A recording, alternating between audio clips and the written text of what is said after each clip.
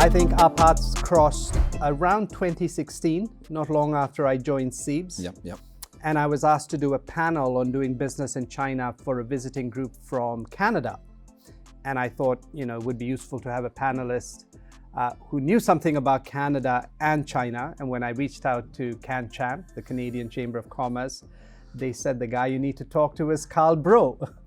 And, as a trilingual person, fluent in English, French, and Chinese, I know you've played a very important bridging role between Canada and China, and you're a very successful entrepreneur here in China. So maybe you could just give us a bit of a background introduction to begin with, how you got here and how things have developed. Well, my wife is Chinese, so we sort of have to make that choice, right, in terms of where we would like to earn a living. We made a decision to come to China, I guess, about 14 years ago now already. At the beginning, actually, I made it a focus to learn the language. So for the first year and a half, I sort of pretty much took a gap year just learning Chinese, and that in itself is actually very interesting.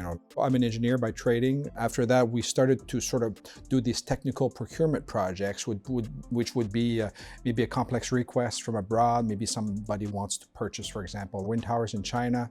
Then we would help with those projects in terms of just support the engineering, the equivalencies, reading the drawings, making sure everything goes well on this side, and then sell it abroad. 2016, we started to do our own manufacturing. We had some customers that wanted us to take care of their projects in China, but sort of wanted to protect their intellectual property as well. The best way to do that was to be able to control our own sort of assembly area to make sure that we contain all the information. So we started to do that in 2016. Once we had the factory, so by then we had an engineering office, we had the factory, we had a warehouse. Sorry, where is the factory? Factory is in Shanghai, Minhang. So then we became sort of an interesting platform for Canadian companies that wanted to do something technical in China. You want to go into China, for example, do a large Cirque du Soleil show, for example. So you need somebody local who can support you with, transportation, administrative things, transportation, local purchasing, even accounting, all these things. So we sort of span out a little bit and broaden the scope to be able to help some of the Canadian companies coming into China then. We also have now a factory in Canada, also here in China, so where we do mostly electronic products. The biggest products that we do is LED screens, the big LED screens that you see outside. And I guess our niche is the fact that Canada is cold in the winter, so we do have to have a special design for these big electronic screens to be able to withstand the Canadian winters. So that's the story so far. Very interesting. The company is called Saimen. Yes. You're the CEO. I'm CEO of Saimen, and they're the company in Canada called Nummax, so I'm CEO of both companies. Carl, tell us a little bit about the philosophy you have as an entrepreneur, because you've been kind enough to come to my class many times, particularly on the international entrepreneurship course that I teach. And one of the things that very much underlies your philosophy is the importance of building something beautiful and investable. Yes. Maybe you can tell us a little bit about that. I think that should be the ultimate goal. So sometimes you lose that, especially as a younger entrepreneur, building your startup. And then, what am I trying to do ultimately? You're not really trying to make a product. Of course, you have all the things that you would see in business school. Those would be what I would say, the tactical part of doing business. Some of those entrepreneurs, if they don't focus on building something which I call beautiful, but I could say robust, durable, and something which is best business practices in general. So beautiful, durable, and also investable. That forces you, for example, to make sure that you have a strong team, that you have something unique, something innovative. Also, from an entrepreneur point of view, being able to sort of run on its own, all of those things which lead to a company being investable, amongst other things. I think that should also be a goal. So yes, a young entrepreneur will ask me what should be my goal. I will say build something beautiful, robust, and investable. And you're also operating in a very challenging market environment here, which is characterized by hyper competition, rapid pace of change, and so on. Tell us a little bit about your experience of China and how you have tried to adapt to this market situation. I run a very similar type of company in two countries which are very different, I think, just culturally speaking. If you are successful here, the first thing that's going to happen is the competition is going to come at you and, essentially hit the nail back into the plank, right? If you're in Canada, it seems like you have a bit of a leeway. You're sort of like you're in the newspapers for a while, and then you have a few years to enjoy your success. But here you don't have any of that. I think it's just a market which is much more aggressive, much more quick to react, many more entrepreneurs, more opportunity as well. So it just creates a bit of a frenzy around that. But of course, as an entrepreneur, you do have to deal with that.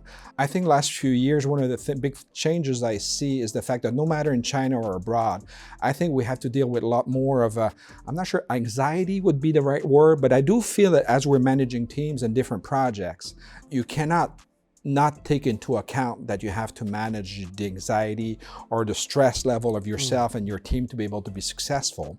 Now, of course, if you're working in a country like China, where things are much faster, sort of more chaotic, I could say, but in a good way. Chaos sometimes can also lead to good things, but sometimes also lead to bad things, including, putting more pressure on your management team. Learn that we have to work through chaos, stay focused on finding a solution, and try not to get too distracted by the speed, but also sometimes the rhetoric that you see on social media about, this country, that country, the diplomatic issues and all these things. You have to sort of stay focused.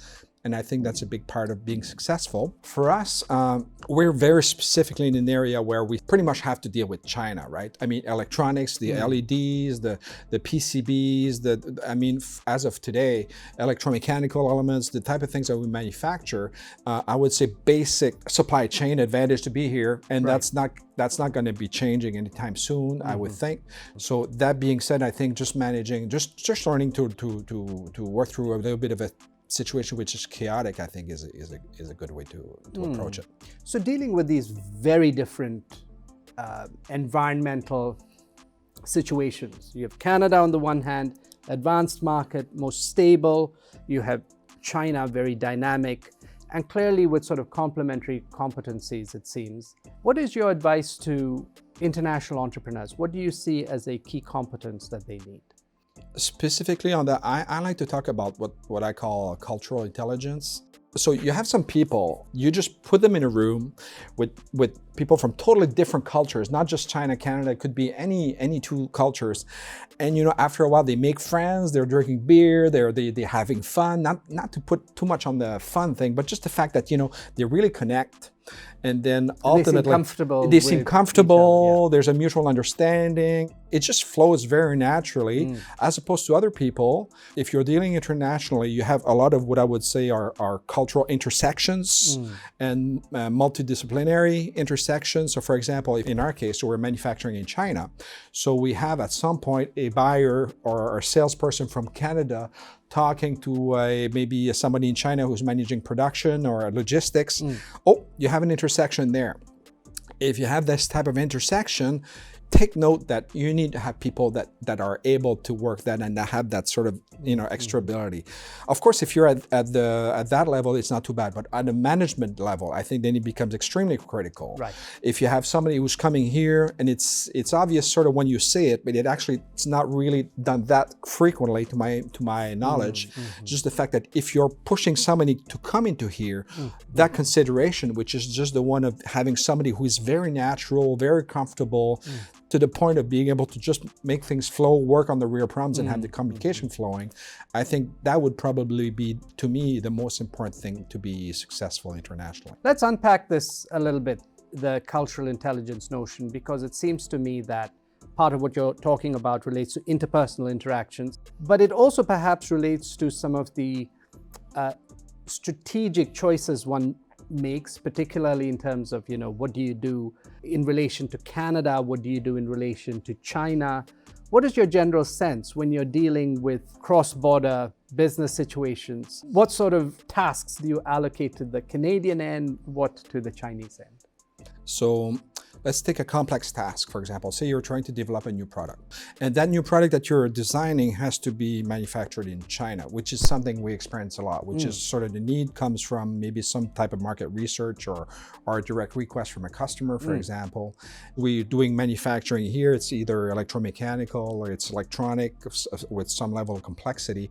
Then you have to work here. So how do you make that work? I think it's pretty straightforward. At the beginning, you have Canada working on the problem. So it's obvious. It's possible that solution looking for a problem type of situation happened from China, but typically the good sort of new product request would come in from Canada, right? So you start with the Canadian team, and then you take the bag and put it on the other side of the wall, which is now you're moving into China, okay? And you do have to manage this multicultural intersection.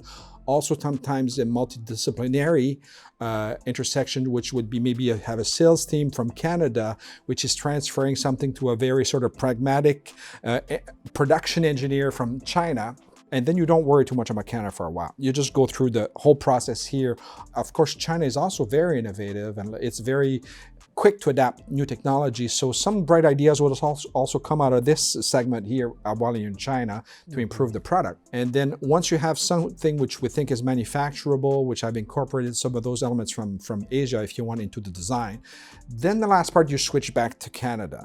Okay, so there's this new product. So how do you really market it? How do you present it to the customers in Canada? How do you do, essentially a product launch? And then eventually, more pragmatic things like after sales service and things like this. So I just see it as a very sort of linear ABA type of scenario, dealing from your problem in Canada to China back to Canada. So, in addition to process, it also occurs to me that cultural intelligence manifests in terms of partners. And this is something you've talked a lot about in my classroom. And one of the sort of counterintuitive things you've said about partners is very often people look for very different types of partners because of the complementarity of capability. But sometimes you think it's also important to look at the commonalities.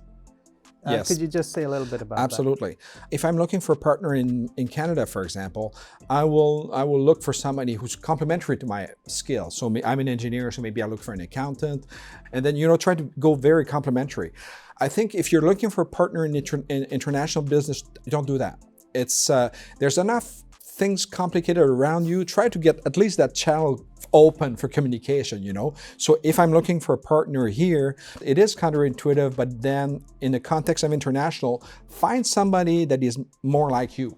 You always have time when you're building the team to go and complement yourselves, your new partner and yourself, with somebody who complement your team. But I would say try to find the you in the country you're trying to enter inside.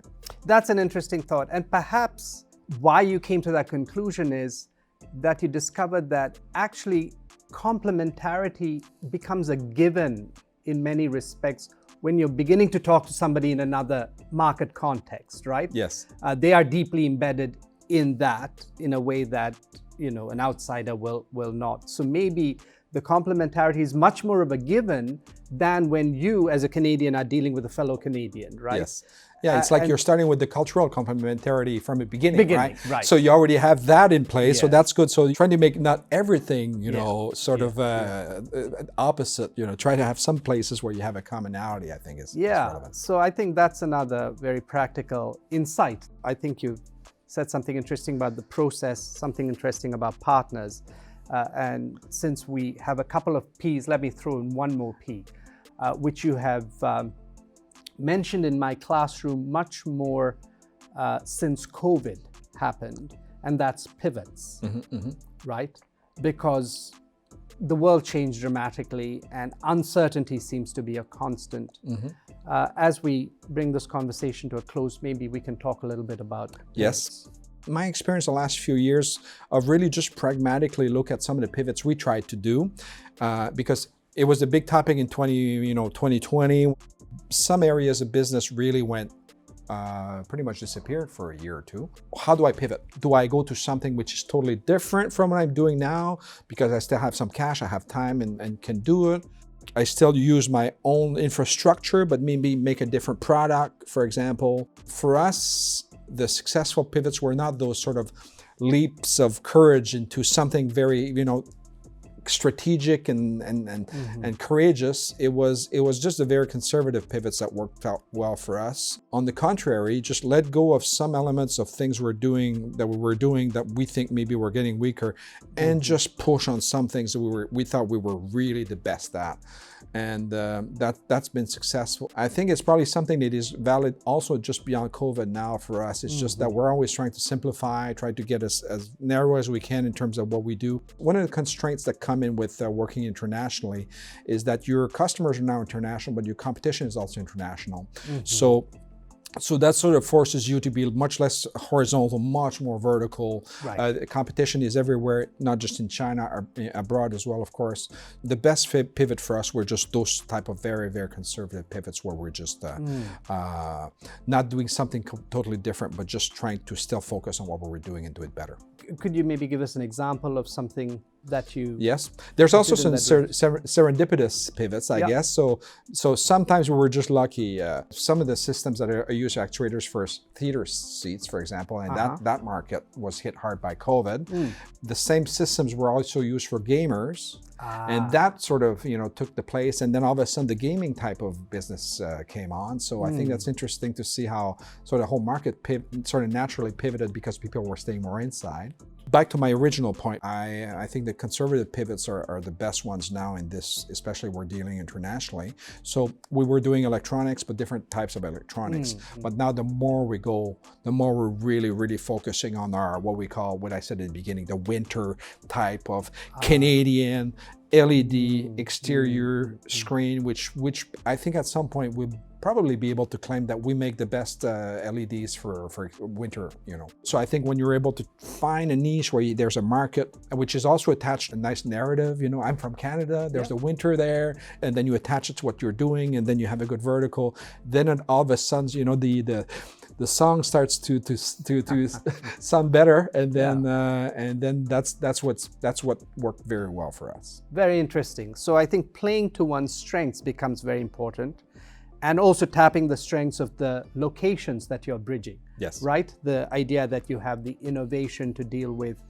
lighting and winter in Canada, and you have the supply chain advantages in China, and you in the middle bringing these together. That sounds like a very fruitful way in which to be to seek success as an international entrepreneur. Any final words of advice to young people like the ones we have on our MBA program? I think you're lucky because beyond all of the diplomatic things, it's very, very important to understand China now. No matter if you're doing business in China or not, any type of scale, 100% sure, you have some elements from China. So from the sourcing side, some market side, from other maybe even some diplomatic or regulation type of issues that show up. Today, it's very important to understand China. In our case, if we don't have China, we're not successful. It is also a big part of success for most of the big corporations. You look for top 50, all of those companies, or almost all of them, have significant operations in China, either on the purchasing, supply chain, or on the sales side. So ultimately, the advice I would give is just don't give up on China. It's a very important topic, and it's going to be very helpful for your career. Oh, that's absolutely fantastic, Carl. I recently co-authored an article in the Harvard Business Review titled, "To Create a Greener Future, the West Can't Ignore China."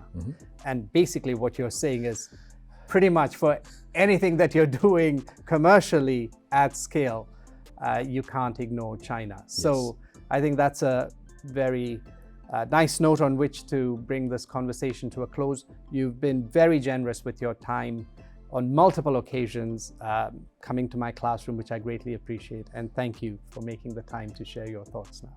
Great pleasure. Thank you.